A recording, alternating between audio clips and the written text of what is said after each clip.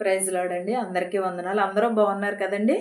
వాక్యంలోకి వెళ్లే ముందు చిన్న ప్రార్థన చేసుకుందాం. సర్వోన్నతుడా, సర్వశక్తిమంతుడా, దయగల మా తండ్రి, కృపగల దేవానికి లెక్కలేని స్తోత్రాలు చెల్లించుకుంటున్నాము నాయన ప్రభా. వినుచున్న వారికి, చూచుచున్న వారికి ప్రతి ఒక్కరికి మారు మనసును దయచేయమని అడుగుచున్నాను ప్రభా. విరిగి నలిగిన హృదయమును దయచేయమని అడుగుచున్నాను ప్రభా. నీ రాకడ కొరకు మేము ఎదురు చూచుటకు సహాయము చేయమని అడుగుచున్నాము నాయన ప్రభా. నేను బుద్ధి కలిగిన కన్యకుల వలె ప్రభా మేము ఎదురు చూచుటకు సహాయము చేయమని అడుగుచున్నాను నాయన ప్రభా. మా హృదయములు మార్చమని అడుగుచున్నాం ప్రభా. వాక్యంలో ప్రభా మేము మెలిగేటట్టు సహాయము చేయమని అడుగుచున్నాను నాయన ప్రభా. చూచుచున్న వారికి, వినుచున్న వారికి ప్రతి ఒక్కరికి మారు మనసు దయచేయమని, నా ప్రార్థనను నీ పాసాన్ని చేర్చుకోమని నజరేయుడని యేసు నామములో అడిగి వేడుకొనుచున్నాను తండ్రి, ఆమేన్. ఎఫెసీయులకు వ్రాసిన పత్రిక 4వ అధ్యాయము 15 వచనాలు చదువుకుందామండి.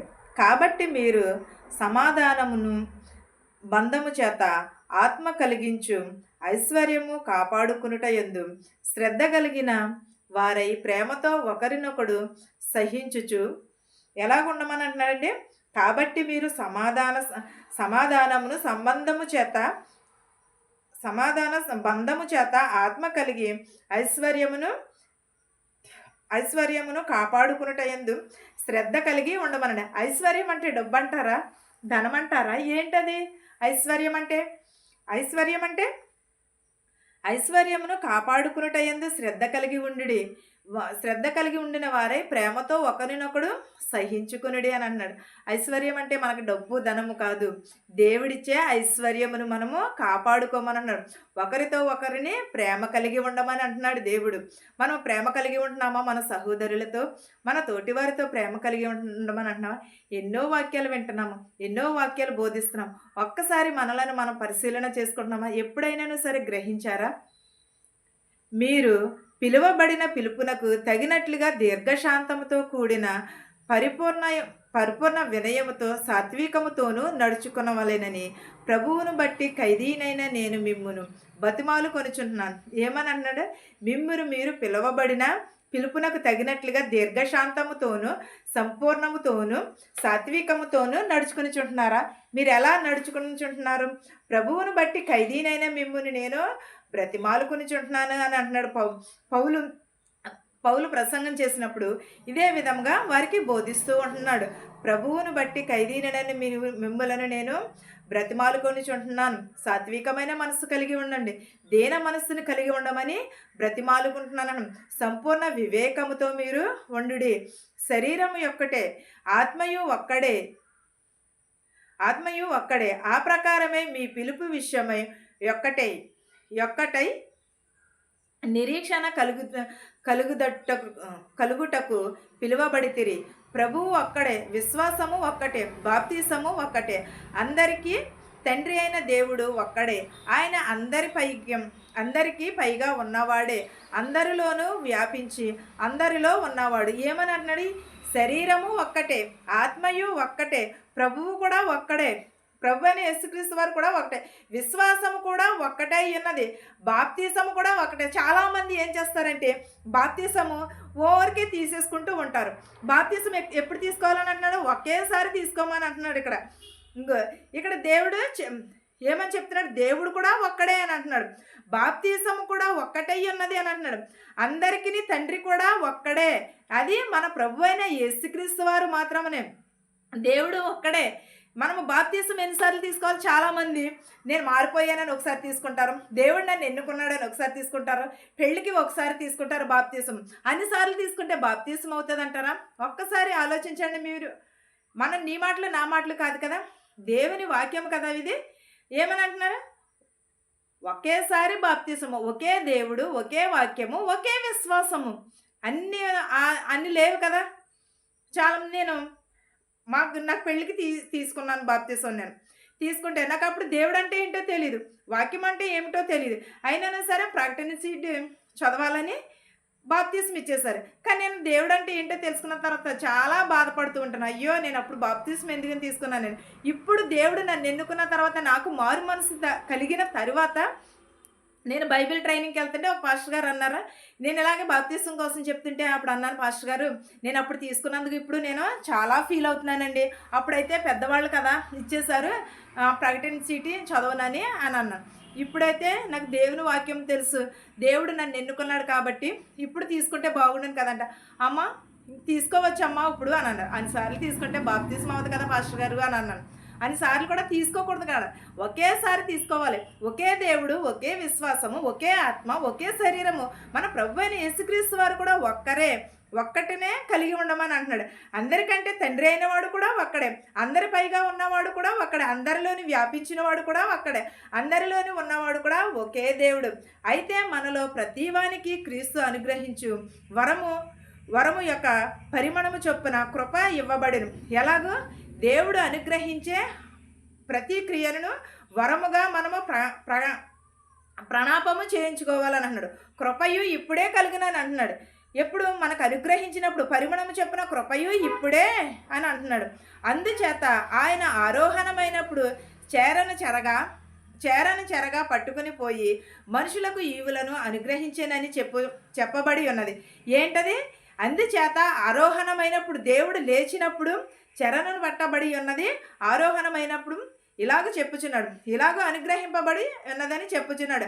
ఆరోహణమైనప్పుడు భూమి యొక్క క్రింద భాగములకు దిగినని అర్థమిచ్చుచున్నది కదా. ఏంటది? ఆరోహణం అవునగా భూమి యొక్క క్రింద భాగములకు దిగువనయ అర్థమని చెప్పుచున్నది కదా అని అంటున్నాడు. దిగినవాడు తానే సమస్తమును నింపునట్లు ఆకాశ మండలమును అలన్నిటికంటే మరి పైగా ఆరోహణమైన వాడనై ఉన్నాడు. ఏంటి? దిగువాడును ఒక్కడే, తానే సమస్తమును నింపునట్లు ఆకాశ మండలములన్నిటి కంటేను మరీ పైకి ఆరోహణమైన వాడు కూడా ఒక్కడే అని అంటున్నాడు.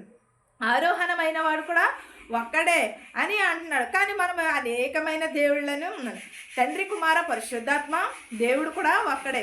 మన ప్రభు అయిన యేసుక్రీస్తు వారు కూడా ఒక్కడే. యేసు ఒక్కడే, ప్రభు ఒక్కడే. యేసుక్రీస్తు వారికి ఇన్ని పేర్లు ఉన్నాయి తప్పగాని, కానీ నిజమైన రక్షకుడు, మృత్యుంజయుడైన తిరిగి లేచినవాడు మన యేసుక్రీస్తును మాత్రమే.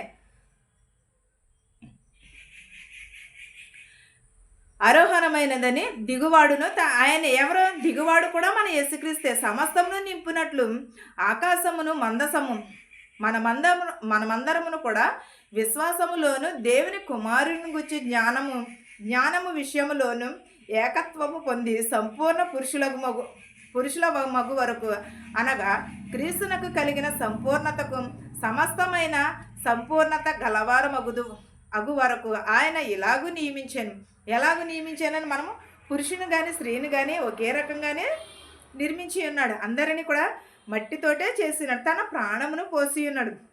ఆయన విశ్వాసములోని దేవుని కుమారుని గురించి జ్ఞాపకము విషయములలో ఏకత్వము పొంది సంపూర్ణ పురుషులకు వరకు, అనగా క్రీస్తు కలిగిన సంపూర్ణతకు సమస్తమైన పూర్ణత కలవారగు వరకును ఆయన ఇలాగూ నియమించుచున్నాడు. ఎలాగూ పరిశుద్ధులుగాను పరిపూర్ణగునట్టుగాను క్రీస్తు శరీరము క్షేమాభివృద్ధి చేయుటకును పరిచర్య ధర్మమును జరిగించుటకును ఆయన కొందరిని అపవస్తులుగాను, కొందరిని ప్రవక్తలుగాను, కొందరిని సువార్తకులుగాను, కొందరిని కాపరులుగాను, ఉపదేశకులుగాను నియమించాడు. ఎలా నియమించడం? పరిచారకులుగాను ఉంచాడు. కొంతమందిని క్షేమాభివృద్ధిగా, కొంతమందిని శరీరార్థకంగా ఆయన సృజించి ఉన్నాడు.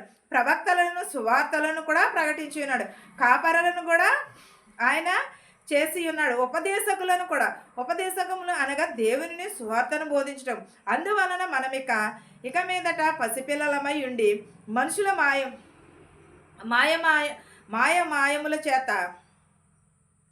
మాయోపాయముల చేత వంచనతోనూ తప్పు మార్గమునకును లాగు యుక్తములతోనూ గాలికి కొట్టుకుని పోవబడినట్లు కల్పబడిన ప్రతి ఉపదేశమునకును ఇటు అటు కొట్టుకుని పోవచ్చు అలల చేత ఎగరకొట్టబడిన వారమై ఉండినట్లు నుండక.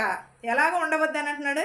తప్పు మార్గమును, ఆలోచనను, మాయ మాటల చేతను మనుషులను మనం మాయ మాటల చేతను, వంచనల చేతను, తప్పు మార్గముల చేతను కుయుక్తి గాలి కొట్టుకుని పోయినట్లుగా కల్పించి ఉపదేశములకు ఇటు అటు కొట్టుకుని పోక దేవుని వాక్యంలో మనము నిలకడగలిగి ఉండాలి.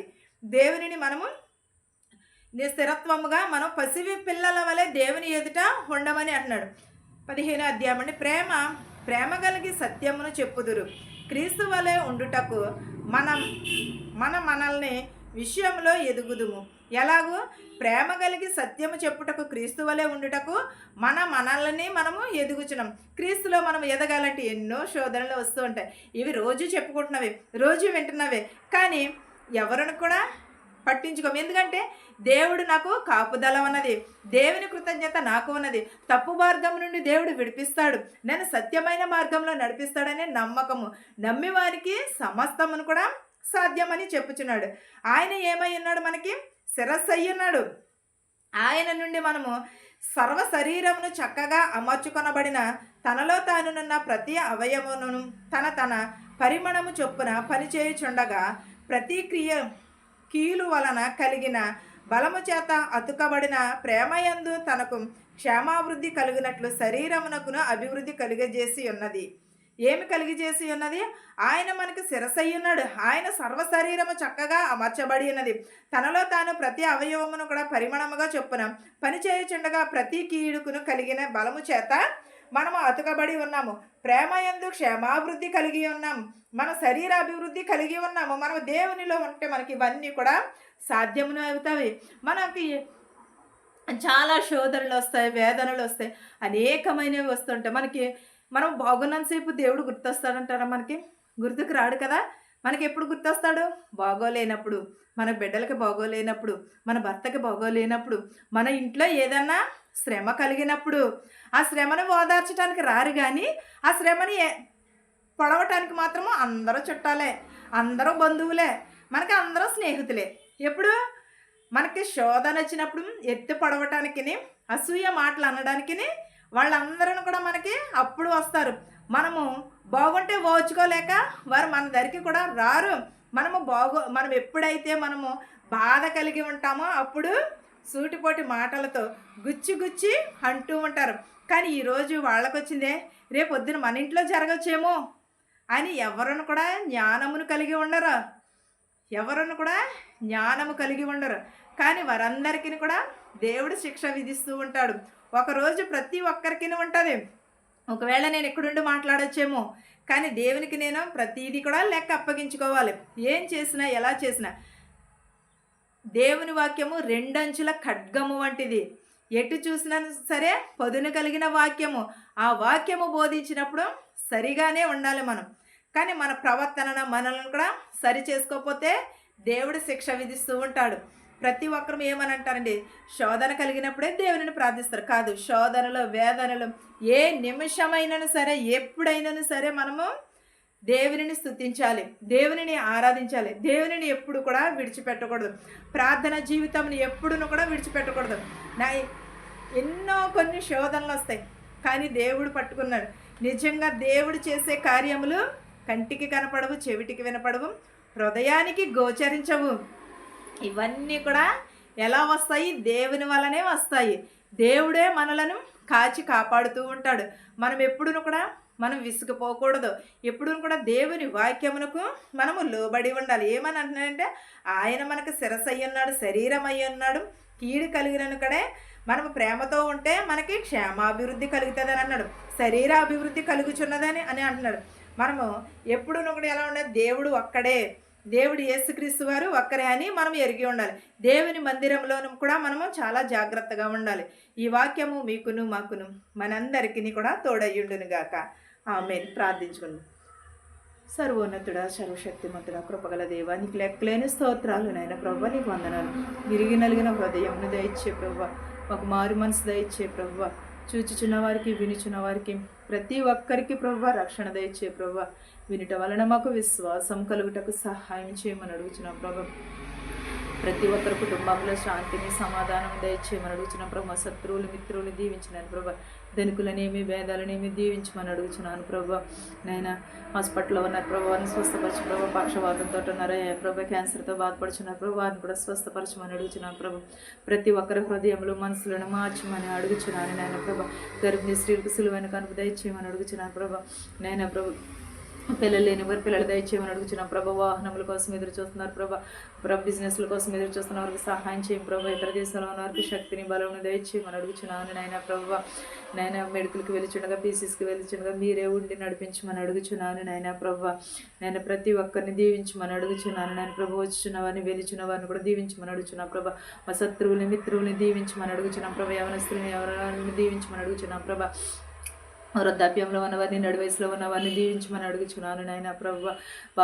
బాలికలను దీవించమని అడుగుచున్నాను ప్రభు. యవనస్తులని యవనరాలను కూడా దీవించమని అడుగుచున్నాను నాయన ప్రభు. మా సంఘాలని మా దేశాలని దీవించమని అడుగుచున్నాం ప్రభు. అనేకమైన వ్యాధులతో అనేకమైన రోగములతో ప్రభ బాధపడుచున్నారు ప్రభ. వారందరినీ స్వస్థపరచమని అడుగుచున్నాను నాయన ప్రభ. ప్రతి ఒక్కరి కుటుంబంలో ప్రభ మన శాంతిని దయచేయమని అడుగుచున్నాను ప్రభ. ప్రతి ఒక్కరికి ప్రభ నీ కనికరమును నీ దయను దయచేయమని అడుగుచున్నాను ప్రభ. నీకే శోధనలు వేదనలను ప్రభు తీసివేయమని అడుగుచున్నాను నాయన ప్రభు. నేను మా దేశాలని మా సంఘాలను కూడా దీవించమని అడుగుచున్నాను ప్రభు. నా కుటుంబం చుట్టూరు ప్రభు నీ పరిశుద్ధమైన కంచుంచమని అడుగుచున్నాను ప్రభు. నా కుటుంబం కూడా దీవించమని అడుగుచున్నాను నాయన ప్రభు. నా ప్రార్థనను నీ పాసాన్ని చేర్చుకోమని నజరేయుడని యేసు నామములో అడిగి వేడుకునిచున్నాను తండ్రి. ఆమేన్. పరలోకమందున్న మా తండ్రి, నీ నామం పరిశుద్ధపరచబడును గాక, నీ రాజ్యం వచ్చును గాక, నీ చిత్తము పరలోకమందు భూవేందు నెరవేరినట్లును మా అనుదిన ఆహారం నేడు మాకు దయచేయము. మరణస్థులను మేము క్షమించిన ప్రకారము మరణములను క్షమించుము. దుష్టుని నుండి శోధన నుండి తప్పించుము.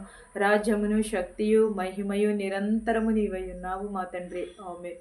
చూచుచున్న వారికి విరుచున్న వారికి ప్రతి ఒక్కరికి మారు మనసు దయచేయమని అడుగుచున్నాను తండ్రి. ఆమేన్. ఆమేన్. అందరికీ వందనాలండి.